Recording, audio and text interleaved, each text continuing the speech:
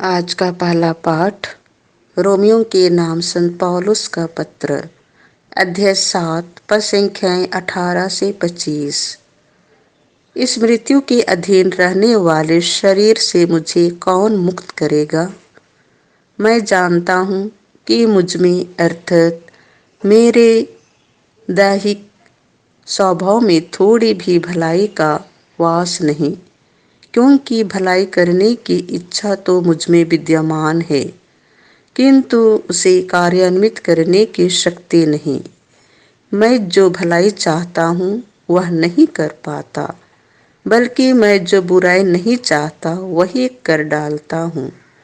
यदि मैं वही करता हूँ जिसे मैं नहीं चाहता, तो करता मैं नहीं हूँ, बल्कि करता है मुझ में निवास करने वाला पाप। इस प्रकार मेरा अनुभव यह है कि जब मैं भलाई की इच्छा करता हूँ तो बुराई ही कर पाता हूँ। मेरा अंतरतम ईश्वर के नियम पर मुग्ध है, किंतु मैं अपने शरीर में एक अन्य नियम का अनुभव करता हूँ, जो मेरे आध्यात्मिक स्वभाव से संघर्ष करता है और मुझे पाप के उस नियम के अधीन करता है जो मेरे शरीर में विद्यमान है। मैं कितना अभागा मनुष्य हूँ! इस मृत्यु के अधीन रहने वाले शरीर से मुझे कौन मुक्त करेगा? ईश्वर ही। ईश्वर को धन्यवाद। यह प्रभु की वाणी है। संत लुकस के अनुसार पवित्र सुसमाचार, अध्याय 12, पद संख्या 54 से 59।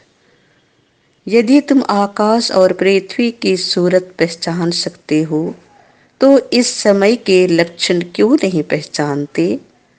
यीशु ने लोगों से कहा, यदि तुम पश्चिम से बादल उठते देखते हो, तो तुरंत कहते हो वर्षा आ रही है, और ऐसा ही होता है। जब दक्षिण की हवा चलती है, तो कहते हो लू चलेगी, और ऐसा ही होता है। ऐ ढोंगियों, यदि तुम आकाश और पृथ्वी की सूरत पहचान सकते हो, तो इस समय के लक्षण क्यों नहीं पहचानते? तुम स्वयं क्यों नहीं विचार करते कि उचित क्या है?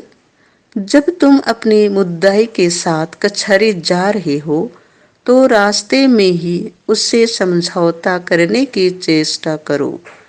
कहीं ऐसा ना हो कि वह तुम्हें न्यायकर्ता के पास खींच ले जाए और न्यायकर्ता तुम्हें प्यादे के हवाले कर दे और प्यादा तुम्हें बंदीगृह में डाल दे।